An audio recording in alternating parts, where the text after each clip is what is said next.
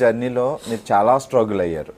So ఎప్పుడైనా వద్దురా బాబు ఇవన్నీ వదిలేసి మళ్ళీ నెల్లూరు వెళ్ళిపోదాం అని ఎప్పుడైనా ఫిక్స్ అయ్యారా? అంటే మన అలా అనిపించేంత ఏం అంటే వచ్చినాయి కానీ ఇండస్ట్రీలో ఎంత బాధలు వస్తాయో అంత ఆప్యాయతలు పంచేవాళ్ళు కూడా ఉన్నారు. మనం వెళ్ళిపోదాం అనుకున్నా కూడా కొన్ని బంధాలు మనల్ని పోనివ్వు. ఇప్పుడు చరణ్ సార్ని వదిలి నేను వెళ్ళాను, ఇండస్ట్రీ వదిలేసి. అలాంటి సిచ్యువేషన్ నేను చెప్తాను. నాకు పెళ్ళింది, ఆ లవ్ మ్యారేజ్ కారణం కూడా ఆయనే, చరణ్ సారే. సో అయిపోయింది, ప్రెగ్నెంట్, మా మిస్సెస్ ప్రెగ్నెంట్ టైంలో నా దగ్గర 1.5 lakh ఉంది, తక్కువ సంపాదించింది. 1.5 lakh ఉంది, కూర్చుందాం. ప్రెగ్నెంట్, ఫెర్నాండస్ హాస్పిటల్ ఉందా, ఆ హాస్పిటల్ నుంచి మేము ఎప్పుడు చూపించుకుంటున్నాం, బాగుందంటే సజెస్ట్ చేస్తే ఫెర్నాండస్ హాస్పిటల్ వెళ్ళాం. అక్కడికి వెళ్ళాం, చూపించుకుంటున్నాం, చేస్తున్నాం. నాది నాయక్ రిలీజ్, లైలా చేసాం, నా ఫస్ట్ నాయక్ రిలీజ్ నాది. ఆ టైంలో మేము కూర్చోన్నాం అక్కడ, రేపు రిలీజు, ఈరోజు కూర్చొని హాస్పిటల్కి వెళ్తే వాళ్ళు, మా మిస్సెస్ ఏంటంటే మొత్తం ఇదంతా ఉబ్బిపోతుంది, కడుపు నొప్పి ఉంటుంది, ఏదో తెలియట్లే. సరే హాస్పిటల్కి వెళ్ళిన తర్వాత చూపిస్తే ఇమీడియట్లీ ఆపరేషన్ చేయాలి, లేదంటే మీ మిస్సెస్కి ఫిట్స్ వస్తాయని. అదేంటండి, ఫస్ట్ నుంచి మిమ్మల్ని చూపిస్తాం, మీకే చూపిస్తాం, మీరు సడన్లీ ఆపరేషన్ చేయాలి, ఫిట్స్ వస్తాయంటే ఎలా, అసలు ఏంటి అని అంటే, ఆపరేషన్ చేసి తీసేయాలి బాబుని అని అంటే, అడ్డం తిరిగారు అసలు ఏంటి, అయినా 8th month కదండి, ఇది ఎలా ఉంటుంది, 7th month అయినా ఓకే, మీకు 9th month అయినా ఓకే, ఈ 8th month అనేది నాన్ సింగ్ ఇది. వాళ్ళతో చెప్తే తర్వాత వాళ్ళు లేదు కంపల్సరీ చేయాలి, కావాలంటే లేదు తీసుకుని వెళ్ళిపోండి అని చెప్పి ఏదో చేశారు. అంటే నాకు కోపం వచ్చేసి, మా మిస్సెస్ ఏంటంటే ఆపరేషన్ వద్దు, వేరే దగ్గరికి వెళ్దాం, నార్మల్ డెలివరీ అవుతుందేమో, వేరే చోట కూడా ట్రై చేద్దాం. సో అక్కడి నుంచి వేరే హాస్పిటల్కి వెళ్ళాం. అక్కడికి వెళ్ళిన తర్వాత వాళ్ళు చెప్పారు 6 months నుంచి బాబుకి, 6 months తర్వాత బాబుకి ఉమ్ము నీరు అందట్లేదండి లోపల. వాళ్ళేం చూసారో మాకు అర్థం కాలేదు. అంటే ఏంటి మేడం అంటే చెప్పారు వాళ్ళు, 6 months తర్వాత అంటే 6వ నెల తర్వాత 7, ఇప్పుడు 8 వరకు బాబుకు ఉమ్ము నీరు అందలేదు, అందుకే బాబుకి ఊపిరి తిరగకుండా మీకు బయటికి వెళ్ళిపోయి ఆమెకి బీపీ స్టార్ట్ అయిపోయి 2 months వెళ్ళేం దాన్ని ఫైండ్ అవుట్ చేయలేకపోయినాం. నేను అప్పటికి మేము చెప్తాను ఏంటంటే, మా మిస్సెస్ చూపిస్తాను ఏంటంటే బాబు వెయిట్ పెరగట్లేదు, వెయిట్ చూపిస్తారు కదా, వెయిట్ పెరిగేది ఏదో ఉంటుంది కదా, లెంత్ పెరిగేది, అదేమో చెప్పట్లా వాళ్ళు, లెంత్ పెరిగేదా ఏం చెప్పట్లా. అంటే లేదండి మీ మిస్సెస్ కొంచెం వీక్ ఉంది, దానివల్ల ఇది బాగుంది అలాగే చెప్తాను. అందులో ఎవ్రీ మంత్ స్కానింగ్ కూడా చేయించాను, స్కానింగ్ చేయించకుండా ఎవ్రీ మంత్ స్కానింగ్ చేయించేది, ఇంత ఎలా ఉన్నాడు బాబు, ఎలా చూసుకుంటున్నాను, అసలు ఏంటి బాబా పాప తెలియదు. అలాగా కంటిన్యూ మేము చేస్తున్నా, ఇంక వాళ్ళు చూడలేదన్నారు. ఇప్పుడు ఏం చేయాలి అంటే, రేపు పొద్దున్న వరకు నేను నార్మల్ డెలివరీ నుంచి నేను ట్రై చేస్తానని చెప్పి రియాజ్ హాస్పిటల్ ఎక్కడెక్కడో సరే అని చెప్పి అక్కడికి వెళ్ళాము. ఆ నైట్ ఆమె నార్మల్ డెలివరీ అవ్వడానికి ఇంజక్షన్ ఇచ్చింది. పొద్దున్న వరకు మేము ఉన్నాము. పొద్దున్న అర్లీ మార్నింగ్ తను వచ్చి సారీ సార్ కంపల్సరీ ఆపరేషన్ చేయాలంటే మా మిస్సెస్ ఒప్పుకోలేదు. నేను ఆపరేషన్ చేయించుకోను, నార్మల్ డెలివరీ అవుతుంది, నాకు నమ్మకం ఉంది, నార్మల్ డెలివరీ అవుతుంది తను చేసింది. సరే తిన మాట ఎందుకు కాదనాలి అని చెప్పి అక్కడి నుంచి మళ్ళీ తీసుకొని వచ్చేసాను. వాళ్ళ అమ్మల సైడ్ నుంచి ఇక్కడ రాజా నర్సింగ్ హాస్పిటల్ ఉంది ఇక్కడ మన కృష్ణా అటు సైడ్, అక్కడికి వెళ్ళాం. అక్కడికి వెళ్ళిన తర్వాత ఆమె చూసి ఎందుకు నేను నార్మల్ డెలివరీ నేను చేసేస్తాను, మీకు ఎందుకు చేస్తున్నాను, సరే అని చెప్పి నార్మల్ డెలివరీ చేస్తుంది, ఓకే హ్యాపీగా. అక్కడికి వెళ్ళాం. తను ఏం చేసింది, నార్మల్ డెలివరీ చేయడానికి అన్నీ చెక్ చేసి, తనకు తెలియదా ఇలా చేశారు ఇలా చేశారు, తను ఒక డాక్టరే కదా. తను ఏం చేసింది, వీళ్ళైతే డెలివరీ అవ్వడానికి ఇచ్చారు కదా, ఈమె అవ్వకుండడానికి మళ్ళీ ఇంకొక ఇంజక్షన్ ఇచ్చి ఆపేసింది. నాకు ఏం డాక్టర్లు అర్థం కాలేదు, పేషెంట్తో ఆడుకుంటున్నారు అటు ఇటుగా. తను ఇంత లావ్ అయిపోయింది, ఇలా అలా వచ్చి లావ్ అయిపోయింది. ఇంకా నేను అనుకున్నా అవుట్ అనుకున్నాను, నేను ఇద్దరు చచ్చిపోయినారు, ఇంకా ఇది అనుకున్నాను. ఆమెను పోయి అడిగితే ఆమె నా మీద తెలుసు, నీకేం తెలుసు, your not doctor, your dance patient, అతను ఇది ఏదో చెప్పింది. నాకు మనం ఏం చేయలేము కదా, కోపం వస్తుంది, అన్నీ వస్తుంది. ఈ టైంలో మన పేషెంట్ అక్కడ ఉంది, మనం ఏం చేయలేము. కాముగా ఉండి ఇంక నాకు అర్థం కాలేదు, డబ్బులన్నీ అయిపోయినాయి, ఈ హాస్పిటల్ తిరగడంతోనే అయిపోయినాయి. కాము కూర్చున్నాను, ₹1 లేదు నా దగ్గర. ఆ టైంలో అర్థం కాక నేను ప్రవీణ్ గారికి ఫోన్ చేశాను. ఫస్ట్ చరణ్ సార్కి ఫోన్ చేస్తే ఆయన ఎత్తలేదు. తర్వాత ప్రవీణ్ సార్కి ఫోన్ చేశాను. సార్ ఇలా అయిందంటే ఉండు నేను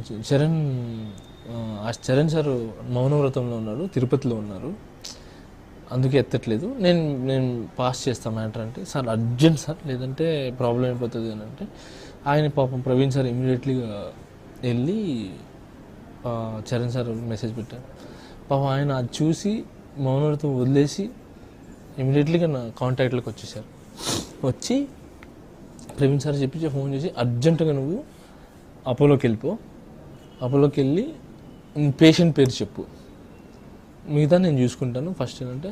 అప్పుడు ఇమీడియట్లీ మా మిసెస్ తీసుకొని ఆమె ఎలా తీసుకుపోతారు ఏది అని చెప్పి కోపంగా ఇంకా తీసుకుని వచ్చేసాను. బయటికి వెళ్తే చచ్చిపోతే మాకు రెస్పాన్సిబిలిటీ లేదంటే నేనే రాసిస్తాను, అవసరం లేదని చెప్పి అక్కడి నుంచి వెళ్ళిపోయి అపోలోకి వెళ్ళాము.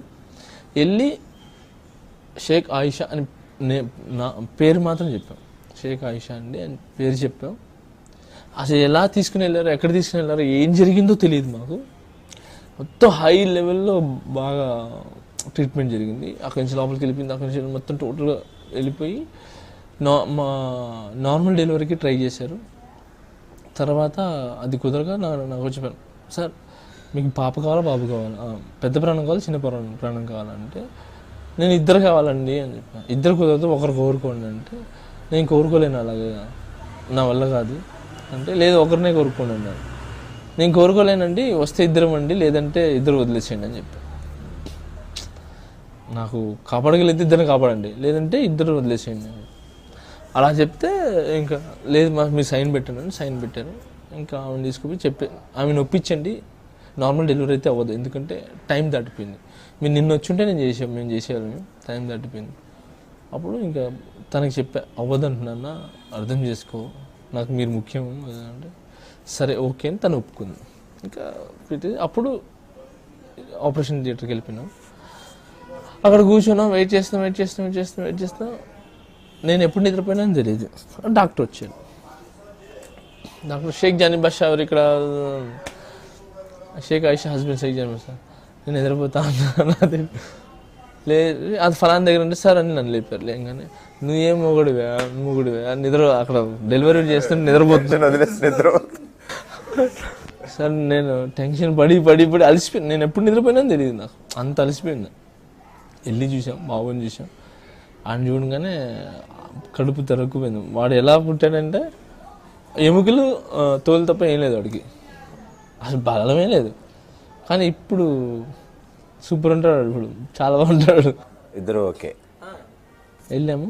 తర్వాత ఫస్ట్ ఆమెను చూస్తా అన్నాను, బాబుని చూపించారు, తర్వాత తను చూపించారు, బాగానే ఉంది. ఇంకా తను నొప్పి ఇంకా అక్కడి నుంచి వెళ్ళి అయిపోయింది. 15 days 13 days ఉన్నాము. 13 daysలో మొత్తం నీట్గా చూసుకున్నారు. తర్వాత తన పాలు రాల, వాడు ప్రీమెచ్యూర్డ్ కదా, సో అందుకే డబ్బా పాలు సమ్ లైక్ ఆ టైప్. వెళ్ళిపోయినా కిందకి వెళ్ళాను, 5 lakhs ఏమో బిల్ వచ్చింది. నాకు డబ్బులు ఏం చేయాలో అర్థం అట్లా. అమ్మ 5 lakhs ఇప్పుడు నేను ఎక్కడి నుంచి తెచ్చిచ్చేది, ఇప్పుడు ఏ ప్రొడ్యూసర్ అడిగేది ఏ డైరెక్టర్ని అడిగేది నేను అని. సరే కిందకి వెళ్ళాను, సరే అసలు ఎంత అయింది అసలు ఏంటి అని చెప్పి అక్కడికి వెళ్ళగానే వాడు స్టాంప్ వేసి ఇచ్చి sir okay sir thank you sir 350 rupees bill అయింది సార్ అన్న. 5 lakhs అలా 350 బిల్ ఏంటి నాకు అర్థం కాలేదు అని చెప్పి నేను అంటే, లేదు సార్ మొత్తం ఉపాసన మేడం వాళ్ళు కట్టేశారు, చెప్పారు ఉపాసన మేడం మీ దగ్గర తీసుకోవద్దని చెప్పి చరణ్ సార్ డబ్బులు ఇచ్చేసారంట, ఆయన కట్టేశారంట, మీకు నో ప్రాబ్లం సార్. ఆ 350 రూపాయలు కూడా చరణ్ గారు చెప్పారంట. ఫస్ట్ తన అంటే కష్టార్జితం అంటారు కదా, దాంతోనే పాలు తాగాలని, అందుకే ఆ డబ్బాకి మాత్రమే తీసుకున్నాడంట పాలు తాగించాం.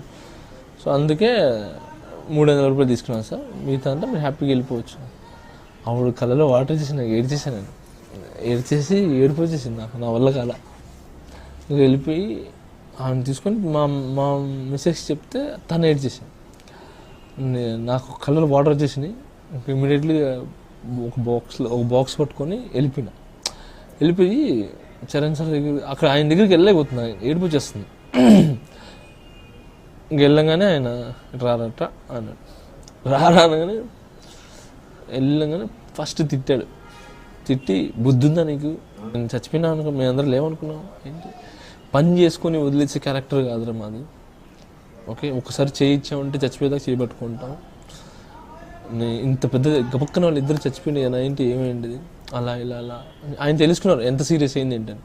సో తిట్టి ఆయన హగ్ చేసుకొని ఇంకెప్పుడు అలా చేయకు, బాగున్నాడు కదా ఇప్పుడు అంటే బాగున్నాడు అంటే ఏం అవసరం ఉన్నా నీకు పోలీస్ కానీ ఎటువంటి నీకు ఎటు సైడ్ నుంచి నీకు ఏం కావాలన్నా కూడా ఒక్క ఫోన్ కొట్టు, అది పని చేయకపోతే ప్రవీణ్ కొట్టు, ప్రవీణ్ కన్నా కొట్టు, ఇల్లు కొట్టు, ఏం కావాలంటే చేయించుకో, అంతేగాని ఇలా డిలేస్ చేయటం ఇలాంటి భయపడకు, నేను నీకు బ్రదర్ లాంటి అని చెప్పి హగ్ చేసుకొని ఆ లడ్డు నాకు తినిపించి తర్వాత ఆయన తిని అప్పుడు ఎవరు షూట్ జరుగుతుంది హగ్ చేసుకుని ఆల్ ది బెస్ట్ అని పప్పు ఇచ్చి పంపించి.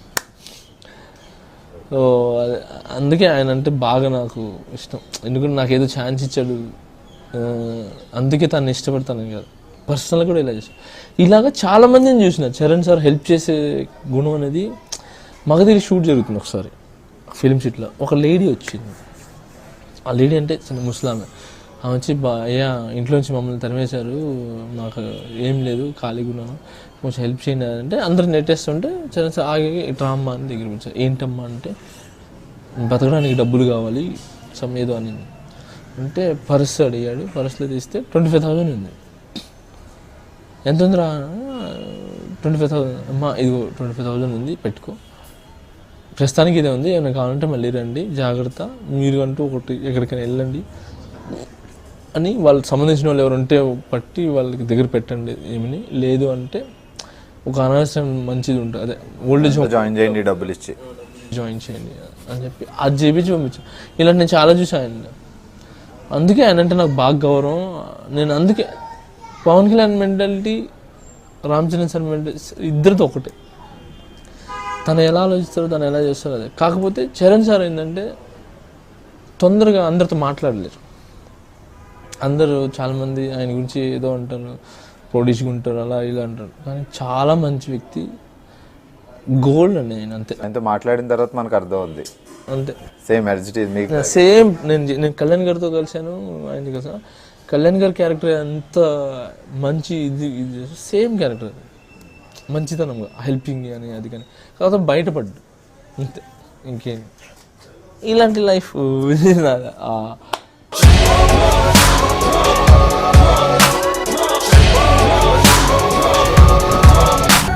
ఫోటోలో ఉన్న వ్యక్తి ఎవరమ్మా? మీ ఆయన చనిపోయారా? అయ్యో, ఎక్కడ పడితే అక్కడ ఏది పడితే అది వాగుతున్నాడని పోలీసులు నగర బహిష్కరణ చేశారండి. మొదటి భార్యని చేసుకున్నాక పిల్లలు పుట్టలేదని రెండో పెళ్లి చేసుకున్నారు.